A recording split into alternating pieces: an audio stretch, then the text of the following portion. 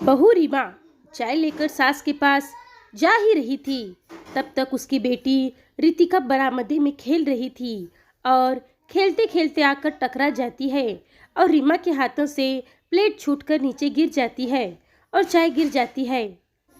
फिर अंदर से सास चिल्लाते हुए कहती है कि अरे बेशरम, तूने चाय गिरा दी, तेरे बाप की यहाँ से आई थी क्या? रीमा बोली, मम्मी जी मैं लेकर आ ही रही थी। तब तक रितिका खेलते खेलते आ गई और धक्का लग गया। अब मेरा मुंह क्या देख रही है कलमुही? जाकर दूसरी चाय बनाकर ला। सास चंपा देवी बहू पर चिल्लाते हुए बोली। चंपा देवी के परिवार में उनके पति शंकर और 2 बेटे और 1 बेटी थी। शालू बड़े बेटे की शादी रीमा से हुई थी, जो कि एक गरीब परिवार से थी। सास ननद दिन भर उस पर हर बात पर कहर ढाती। वजह यही रहती कि तेरा पति घर में थोड़े पैसे घर खर्च में देता है। सास चंपा देवी अपनी बहू को यही ताने देती कि तेरा पति थोड़े बहुत पैसे देता है, जिससे घर खर्च नहीं चलता। चंपा देवी के पति को बुढ़ापे की पेंशन मिलती थी और छोटा बेटा मुंबई में नौकरी करता था। वो हर महीने पैसे गांव में भिजवाता था, तो घर के खर्चे जैसे तैसे चंपा देवी जी चला लेती थी। बहू रीमा की हिम्मत न थी कि घर में आधी किलो चीनी भी वो अपने मन से मंगा ले। घर में चंपा देवी के नियम चलते थे। ससुर जी रीमा को बहुत मानते थे, पर वह एक ही जगह बैठे रहते थे क्योंकि उनके पैर में पोलियो था। पर फिर भी वह अपनी पत्नी को समझाते थे कि पैसा ही नहीं सब कुछ होता, उन्हें बहू की इज्जत करनी चाहिए। पर चंपा देवी अपनी आदतों से बाज न आती। सुबह चाय लाने में अगर जरा सी देर हो जाती, चंपा देवी अपनी बहू को रसोई में जाकर डांटने फटकारने लगती। चंपा देवी की जो बेटी थी उसकी शादी हो गई थी। उसका ससुराल भी इसी शहर में था। वो हर तीसरे दिन आती और अपनी माँ के कमरे में ही बैठी रहती और घर के मामलों में अपनी राय देकर आग में घी डालकर जाती। और अब रीमा उसके सामने जाती तो उससे कहती कि भाभी, मैं भी अपने सास के साथ रहती हूँ और मेरे पति लाकर सारी कमाई सास के हाथ में दे देते हैं। मैं कुछ नहीं कहती, पर आपने भैया के ऊपर क्या जादू किया है कि वो माँ के हाथों में थोड़े पैसे ही देते हैं? इतने पैसों में क्या तुम्हारा और रितिका का खर्चा चल जाएगा? वो तो तुम खुशकिस्मत हो जो माँ की वजह से तुम रह रही हो इस घर में, और बाबूजी की वजह से पेंशन के पैसों से सारी गृहस्थी माँ संभाल रही है। अपने प्रवचन देती और फिर ननद शालू चली जाती। दरअसल रीमा के पति एक प्राइवेट कंपनी में काम करते थे। उनकी तनख्वाह बहुत कम थी और रीमा ज़्यादा पढ़ी लिखी भी नहीं थी और गरीब परिवार से थी। वो चंपा देवी की किसी बात का पलटकर जवाब नहीं देती, पर चंपा देवी हर बात अपने घर के पड़ोसियों से कहती और अपनी बेटी से। उनकी बेटी के ससुराल में वह अकेली बहू थी। अपने सास ससुर की और पति सरकारी नौकरी करता था, पर शालू अपने सास ससुर को 2 वक्त की रोटी भी ताने मारकर देती, जैसे लगता कि उन पर एहसान करती है। और मायके में आकर अपनी माँ के कान भरती कि माँ आप हमेशा यूं ही रहना। फिर भी बहू रीमा सास ननद की बातों को दिल पर नहीं लेती, पर शालू को अपने मायके में अपनी भाभी की हर मामलों में बोलने के बिना उसका खाना हजम नहीं होता था। वो दिन भर यहीं बैठती और अपनी माँ से कहती, माँ आपके हाथों का अचार बहुत अच्छा होता है। तो चंपा देवी कुछ भी बनाती, अचार पापड़ सब अपनी बेटी को देती। बहू को वह कुछ भी नहीं देती। अगर कभी घर में सब्जी ना हो तो बहू के खाने के लिए वह सूखी रोटी ही खा लेती थी, लेकिन चंपा देवी उसको एक अचार भी नहीं देती। बहू खाना बनाकर सबको खिलाती और खुद सबके खाने के बाद खाती। दुर्गा देवी का छोटा बेटा हेमंत जहाँ नौकरी करता था, वहीं उसके साथ एक निशा नाम की लड़की काम करती थी, जो बहुत ज़्यादा पढ़ी लिखी और तेज तर्रार थी। वह किसी से डरती नहीं थी, किसी भी मामले में। पर उसके माँ बाप नहीं थे। उसके बुआ फूफा ने उसकी परवरिश की थी। वह बहुत होशियार थी। हेमंत उसको बहुत पसंद करता था। उसने एक दिन निशा से कहा कि वह उससे शादी करना चाहता है, तो निशा मान गई और दोनों की शादी हो गई। एक दिन चंपा देवी खाना खा रही थी, तभी रितिका आई और बोली, दादी चाचा आ गए और अपने साथ एक दुल्हन भी लाए हैं। चंपा देवी गुस्से से आग बबूला हो गई और दौड़ कर गई और देखी तो उसका गुस्सा सातवें आसमान पर था।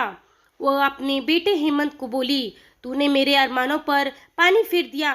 मैंने सपने सजाए थे तेरी शादी को लेकर और तूने ये किस गवार से शादी कर ली?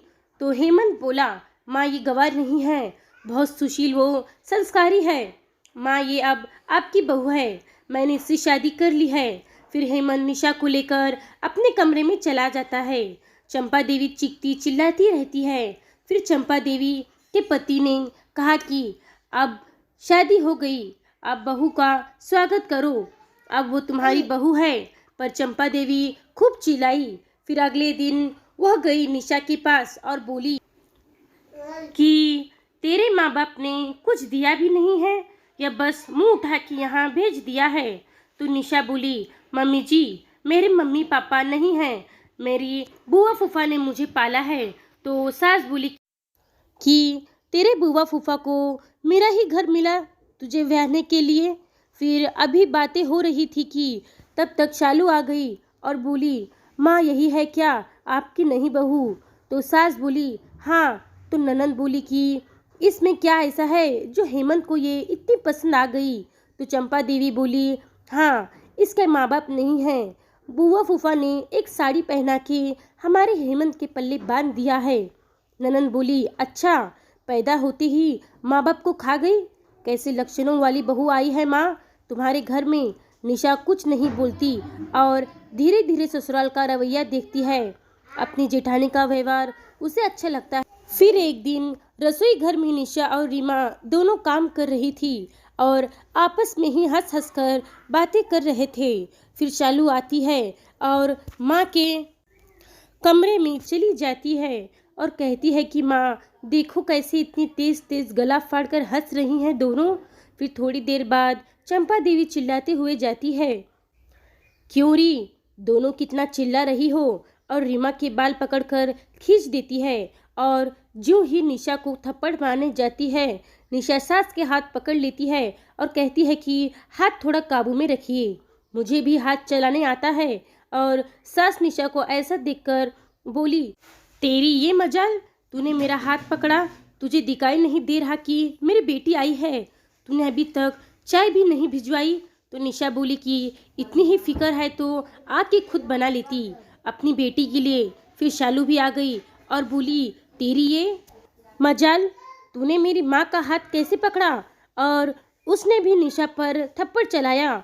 फिर निशा ने शालू का हाथ पकड़कर उसे वहाँ से ढकेल दी और बोली, ननद हो तो मर्यादा मत भूलो, तुम्हारी इतनी हिम्मत, यह हमारा घर है, यह हमारी सास है, उनके साथ हमारा क्या व्यवहार है और वो हमारे साथ क्या कर रही हैं, यह हमारा मैटर है। तुम कौन होती हो हमारे बीच बोलने वाली? तो शालू चिल्लाते हुए बोली, अभी मैं हेमंत को बोलकर तुझे धक्के मारकर घर से निकलवाती हूँ। अभी ससुराल के नियम कायदे तुझे पता नहीं है।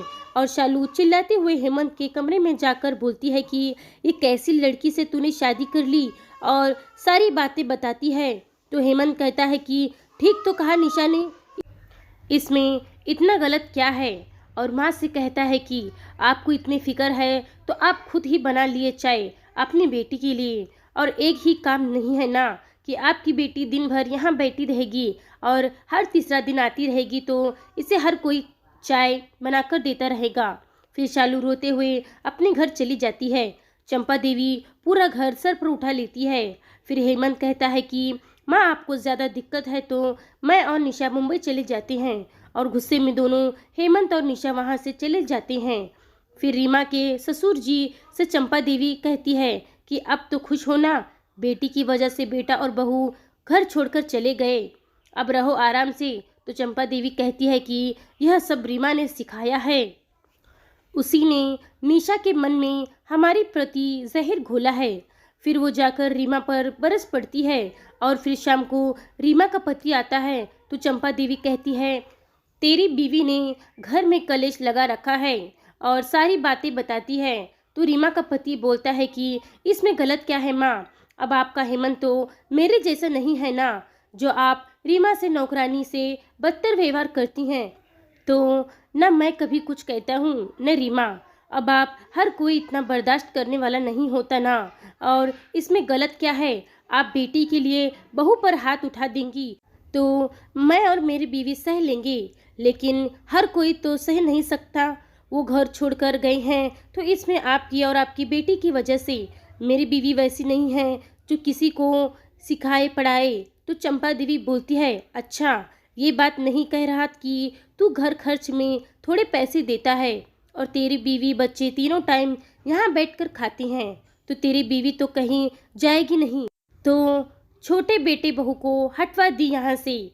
तो रीमा का पति बोला, माँ मेरी जितनी आमदनी है उतना मैं आपको देता ही हूँ, और रही बात तीनों टाइम खाने का, तो वो आपके घर में दिन भर नौकरानी की तरह काम करती हैं, कभी खाती तो कभी नहीं खाती हैं, दिन भर आपका जुल्म और अत्याचार सहती है, एक अचार भी मांगने पर आप उसे नहीं देती, फिर भी वह खुश रहती है। इतना करने के बाद भी आप पड़ोसियों से शिकायतें करती हो। कई बार पड़ोसियों ने मुझसे कहा कि तुम्हारी माँ तो ऐसा बोल रही थी तुम्हारी बीवी के बारे में, पर फिर भी मैं आपसे कभी कोई पूछताछ नहीं करता, लेकिन आज तो आपने हद कर दी। और रही बात थोड़े पैसे देने की, तो मैं आपको नहीं देता ना पैसे, तो अब बिल्कुल नहीं दूंगा और हम कहीं अलग रह लेंगे। मेरे बीवी बच्चों में ज़्यादा खर्च है ना, तो मैं देख लूँगा। आपको अपनी बेटी प्यारी है ना, तो आप रहिए अपनी बेटी के पास। इतना कहकर रीमा का पति भी रीमा और कृतिका को लेकर घर से निकल जाता है। अब 2-3 दिन बाद पड़ोसी आते हैं और कहते हैं, जाने दो, अच्छा ही हुआ, वैसे भी तुम्हारी बहू तुम्हें पूछती नहीं थी। अब घर में चंपा देवी बिल्कुल अकेली हो जाती है। अकेले अकेले रहते हुए अब उन्हें सारा घर का काम, खाना पीना सब करना पड़ता है। फिर चंपा देवी की तबीयत बिगड़ जाती है और उन्हें घर में एक गिलास पानी देने वाला भी कोई नहीं होता। अब उनकी बेटी शालू भी आना जाना कम कर देती है। उनके पति कहते हैं कि अब अपनी बेटी को बुलाओ, तुम्हारे बहुएं तो अच्छी नहीं मिली, तुम्हें बेटे तो अच्छे नहीं हैं ना। तो चंपा देवी अपनी बेटी को फ़ोन करती है और कुछ दिन आकर देखभाल करने के लिए और रहने के लिए बुलाती है। तो शालू कहती है कि आऊँगी माँ, ठीक है। वह आती है पर 1-2 घंटा रुकती है, फिर चली जाती है। फिर डॉक्टर चंपा देवी को कहते हैं कि आपको बेड रेस्ट की ज़रूरत है और ट्रीटमेंट के पैसे मांगता है और दवाई लिखकर जाता है। अब चंपा देवी अपनी बेटी से कुछ पैसे मांगती है और कहती है कि इलाज में कुछ मदद कर दो, और अपने घर बेटी को रहने के लिए 2-3 हफ्ते बुलाती है। पर शालू कहती है कि माँ मेरे पास पैसे नहीं हैं और मैं आपके घर आ नहीं रह सकती, क्योंकि मेरा भी परिवार है, वहाँ भी देखना है। पड़ोसी भी आकर पूछते हैं कि क्या हुआ, बहू आई नहीं आपकी? जाने दीजिए, आपकी बहू तो आप लोगों की इज्जत करती भी नहीं थी। अब चंपा देवी वैसे ही बीमार रहकर अपना खाना बनाना, झाड़ू बर्तन, अपने पति का खाना खिलाना सब कुछ खुद ही करती। अब उन्हें धीरे धीरे बेटी और बहू में अंतर नज़र आता है और वो याद करती हैं कि रीमा को वो कितना कुछ बोल देती थी, पर फिर भी रीमा उन्हें कुछ नहीं बोलती और उनका और उनके पति का कितना ख्याल रखती थी। उनके पति कहते हैं कि तुम्हें पैसा चाहिए ना, तुम्हारा बेटा तुम्हें पैसा नहीं कमा कर देता था, रखो मेरी पेंशन के पैसे और चलाओ अपना घर।